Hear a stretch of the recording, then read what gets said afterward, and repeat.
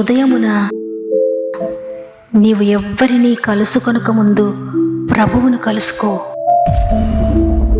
నీవు ఎవ్వరినీ చూడకముందు ప్రభువును చూడు. నీవు ఎవ్వరితో మాట్లాడకముందు ప్రభువుతో మాట్లాడు.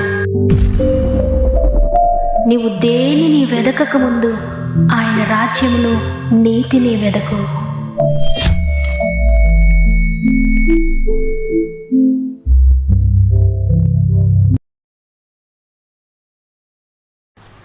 Praise the Lord. God first అనే ఆధ్యాత్మిక కార్యక్రమమునకు మిమ్మల్ందరినీ మరొకసారి హృదయపూర్వకంగా ఆహ్వానిస్తూ ప్రభునామంలో మీ అందరికీ నా యొక్క శుభములు తెలియజేస్తున్నాను. దేవుని బిడ్డలారా, ఈ ఉదయాన మీరంతా ఎలా ఉన్నారు? దేవుని కృపలో బాగున్నారు కదా? గడిచిన వారమంతా దేవుడు మనకు తోడై ఉండి మరి ఒక నూతన వారంలోనికి తన కృప చేత మనల్ని ప్రవేశపెట్టి ఈ పునరుత్థాన దినమున మనందరం కూడా ఈ విధంగా కలిసి దేవుని స్తుతించడానికి మనకిచ్చిన ఈ గొప్ప భాగ్యమును బట్టి మొట్టమొదటిగా దేవునికి కృతజ్ఞత చెల్లిస్తున్నాను. ఎక్కడ 2-3 నా నామమున కూడి ఉంటారో అక్కడ నేను ఉంటాను అని వాగ్దానం చేసిన ప్రభు మన మధ్యలో ఉన్నారు. ఆయన మనతో ఉన్నారు. మన ప్రార్థన వింటున్నారు, మన మాటలు వింటున్నారు. మనకు తలంపు పుట్టుక మునిపే ఆయన దాన్ని గ్రహిస్తున్నారు. కాబట్టి ఎంత మాత్రము భయపడకండి. మిమ్మల్ని చూచుచున్న దేవుడు మీకు తోడే ఉన్నారు. ఆయన ప్రతి విషయంలో మీకు జయం ఇవ్వబోతున్నారు. ప్రస్తుత పరిస్థితులు మీకు ఎటువంటివిగా ఉన్నా దేవుని బట్టి ధైర్యం తెచ్చుకోండి.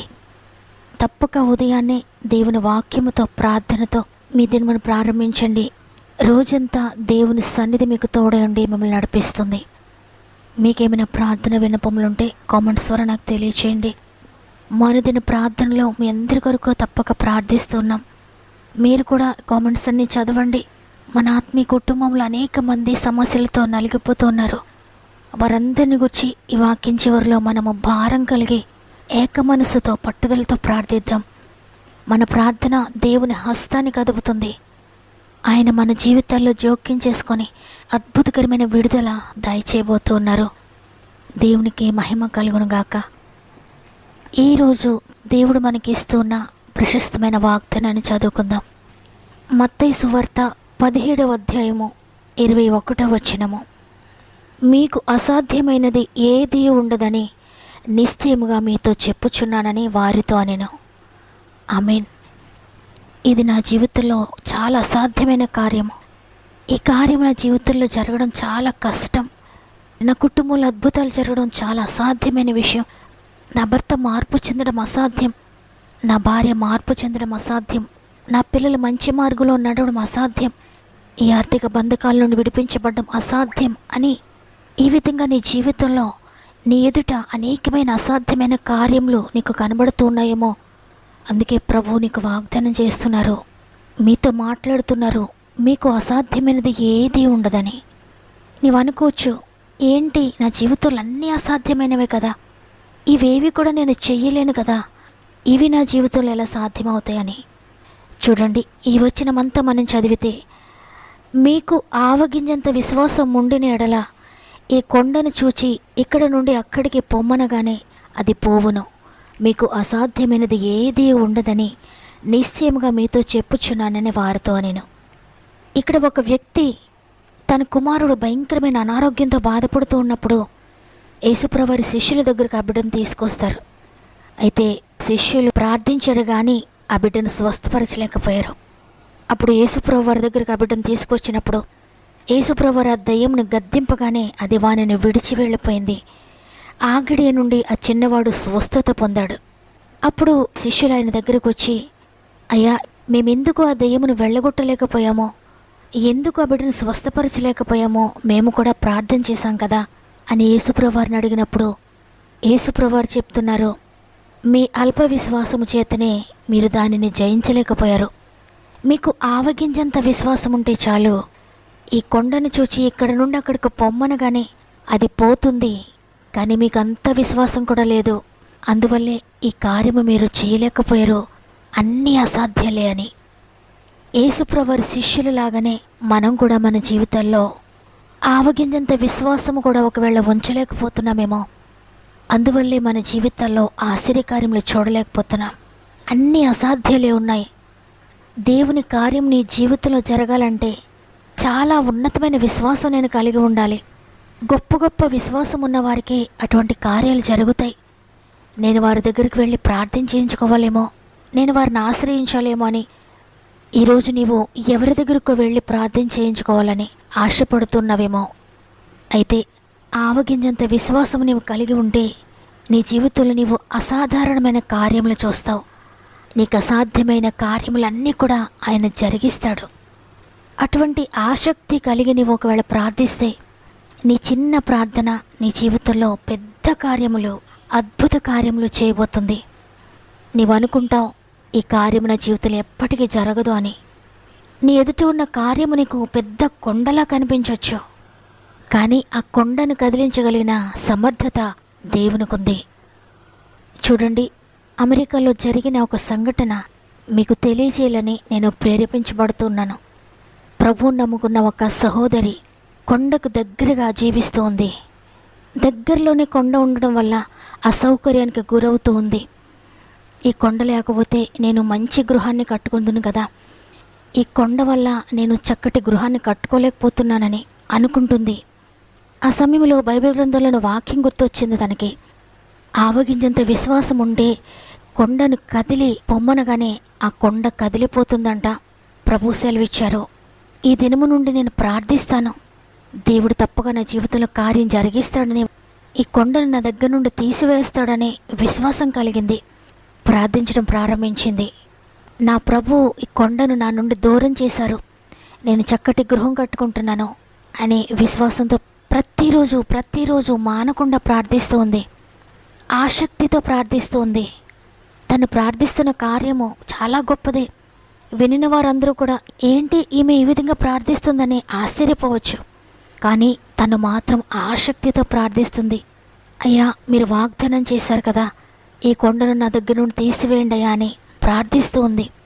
అయితే ఒక్కనొక రోజున ఒక తెల్లవారుజామున చాలామంది ఆమె దగ్గరకు వచ్చారు. తలుపు కొడుతున్నారు.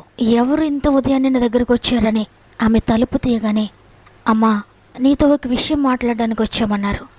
ఏంటయ్యా అన్నప్పుడు, మేము గనుల శాఖకు చెందిన వారము, ఇదిగో నీ ఎదుట ఉన్న ఈ కొండ శాంపిల్స్ తీసుకున్నాం మేము, అది మాకు అవసరము, ఈ కొండ కనుక నీవు మాకు ఇస్తే నీకింత ధనం ఇస్తామో, మీరు అనుమతిస్తారా అని ఆమెను అడిగినప్పుడు ఆమె ఆశ్చర్యపోతుంది.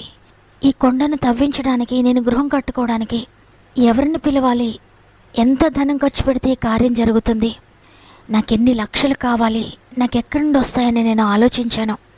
అయితే ఆ కార్యము నేను చెయ్యలేని కార్యమని నాకు తెలిసింది, నాకు అసాధ్యమైన కార్యమని నాకు తెలిసింది. అందువల్ల నేను ప్రభు చేతుల్లో పెట్టిన కార్యాన్ని ఈరోజు దేవుడు నా ప్రార్థనకు జవాబిచ్చాడని ఎంతో సంతోషంతో సరేనయ్యా అని వారికి తెలియజేసింది.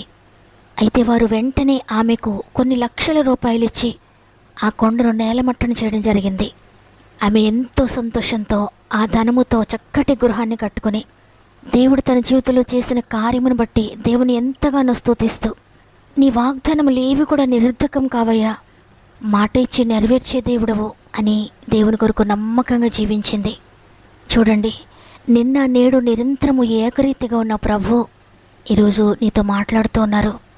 ఆనాడు ఆ తల్లి జీవితంలో చేసిన కార్యమును, ఆమెకు అసాధ్యమైన కార్యాన్ని ఆయన ఏ విధంగా జరిగించారో అదే విధమైన కార్యమును నీ జీవితంలో కూడా జరిగించడానికి ఆయన ఇష్టపడుతున్నారు. నీవు గనక ఆవగింజంత విశ్వాసాన్ని కలిగి ఉంటే, అంత చిన్న విశ్వాసము నీకుంటే, నీ విశ్వాసాన్ని ఘనపరిచే దేవుడు, నీ విశ్వాసాన్ని త్రోసివేయని దేవుడు నీకు అసాధ్యమైన వాటిని నీకు సాధ్యపరచబోతున్నాడు. ఈరోజు ఇక ఈ కార్యము నా జీవితంలో జరగదు, మార్గములన్నీ మూసుకుపోయాయి అని నీవు అనుకుంటున్నావా? నీకు అసాధ్యమే కావచ్చు, నీవు చేయలేనిదే కావచ్చు, నీ మాటల ద్వారా జరగనిదే కావచ్చు, నీకున్న ధనము ద్వారా జరగనిదే కావచ్చు. కానీ అసాధ్యమైన విషయాలను సాధ్యపరిచే దేవుని నీవు నమ్ముకునున్నావు. ఆయన సెలవిస్తూ ఉన్నారు, నాకు అసాధ్యమైనది ఏదైనా కలదా అని. కాబట్టి ఉదయాన నీ చేతులను ప్రభు వైపెత్తి కొంచెము విశ్వాసంతో, కొంచెము నిరీక్షణతో, ఆసక్తి కలిగి మానక ప్రార్థించు. ఆసక్తితో కూడిన ప్రార్థన, ఆవగింజంత విశ్వాసంతో కూడిన ప్రార్థన నీ జీవితంలో కొండలాంటి సమస్యలను మట్టుమాయం చేయబోతోంది. పర్వతం లాంటి సమస్యలను కూడా పొడి చేయబోతోంది. నమ్మినట్లయితే ఈ వాగ్దానం మీ జీవితంలో నెరవేరబోతోంది. ఎందుకంటే ఆయన శూన్యంలో సృష్టిని చేసే దేవుడు. ఆకాశాన్ని, భూమిని, సమస్త సృష్టిని శూన్యంలో ఆయన కలుగునుగా కానీ పలుకగానే కలిగాయి. నీ జీవితం ఒకవేళ శూన్యంగా ఉందేమో భయపడకు. శూన్యంగా ఉన్న నీ జీవితంలో ఆయన నూతన సృష్టిని చేయబోతున్నాడు. అసాధ్యమైన కార్యములను సాధ్యపరచబోతున్నాడు. అందరం కలిసి ఒక్క నిమిషం మోకరించి ప్రార్థన చేద్దాం. తండ్రి, నీకు వందనాలు. ఈ ఉదయాన మాతో మాట్లాడినందుకు వందనాలయ్యా. విశ్వాసం ఉంచలేక అనేక కార్యములు మేము చూడలేకపోతున్నాం. మా జీవితంలో ఈ కార్యము జరగదు, మేము గొప్ప విశ్వాసం కలిగిన గొప్ప సేవకుల దగ్గరికి వెళ్ళాలి, వారు ప్రార్థిస్తే మా జీవితంలో గొప్ప కార్యాలు జరుగుతాయి అని అనుకుంటూ ఉన్నాం. కానీ మేము ఆవగింజంత విశ్వాసాన్ని కలిగి ఉంటే కొండలాంటి సమస్యలను కూడా తొలగిస్తానని ఈరోజు వాగ్దానం చేశారయ్యా. ఎంతమంది ఈరోజు ఈ మాటలు విన్నారో, ప్రతి జీవితంలో ఏ కొండలాంటి సమస్యలు ఉన్నాయో, ఏ అడ్డుబండలు వారి జీవితాల్లో ఉన్నాయో, ఏ పర్వతం లాంటి సమస్యలు, శోధనలు, ఏ బంధకాలు వారిని చుట్టుముట్టు ఉన్నాయో, ప్రతి బంధకము యేసునామములో తెగిపోనుగాక. ప్రతి ఆటంక బండ యేసునామములో వారిని విడిచిపెట్టి వెళ్ళిపోనుగాక. ప్రతి ఆటంక బండ తొలగిపోనుగాక యేసునామములో. ప్రతి సమస్య, ప్రతి శోధన వారిని విడిచిపెట్టి వెళ్ళిపోనుగాక యేసునామములో. అది రోగమైన, అది పాపమైన, వ్యసనమైన, కుటుంబ రక్షణ అయినా, అనారోగ్యమైన, ఆర్థిక సమస్యలైన, వివాహ సమస్య అయినా, ఉద్యోగ సమస్యలైనా, గర్భఫలాలు ఏమైనా, కోర్టు కేసులైనా, అన్ని విషయాల్లో కూడా విడుదల ప్రకటిస్తూ ఉన్నాను. అన్ని విషయాల్లో కూడా యేసునామములో విడుదల పొందుకుంటున్నారని నమ్ముతున్నాను. గర్భఫలం లేని బిడ్డలందరి గర్భములు ముట్టండి అయ్యా. గర్భంతో ఉన్న బిడ్డలకు 9 నెలలు తోడుగా ఉండి సేఫ్ డెలివరీ స్థాయి చేయండి. ఎగ్జామ్స్ రాసిన బిడ్డలందరినీ చేతులకు అప్పగిస్తున్నానయ్యా. నీ జ్ఞానాత్మతో నింపి నడిపించండి. ఈ దినమును ప్రారంభిస్తుండగా మా ఆత్మీయ కుటుంబానికి తోడుగా ఉండి ప్రతి పనిలో నీ సహాయం దయచేసి ముందుకు నడిపిస్తారని, ఈరోజు పుట్టినరోజులు, పెండ్లి దినాలు జరుపుకుంటున్న వారికి ఈ నూతన సంవత్సరం అంతా తోడండి. గత సంవత్సరంలో వారు పోగొట్టుకున్న ఆత్మీయతను, వారు పోగొట్టుకున్న సమస్త ఆశీర్వాదాలను తిరిగి దయచేయండి. ఈ నూతన సంవత్సరంలో నూతనమైన ఆశీర్వాదాలతో నింపండి. పరిశుద్ధాత్ముడా, మీ స్వాధీనం చేసుకొని నీ కొరకు నమ్మకంగా జీవించే భాగ్యం దయచేయండి. యేసయ్య పరిశుద్ధమైన నామములో అడిగి వేడుకొంచున్నాను తండ్రి, ఆమేన్. దేవుని చిత్తమైతే మరల రేపు అందరం కలిసి ఆయనను స్తుతిందాం. అంతవరకు ప్రభు మీకు, మీ కుటుంబాలకు తోడయండి, నడిపించునుగాక. God bless.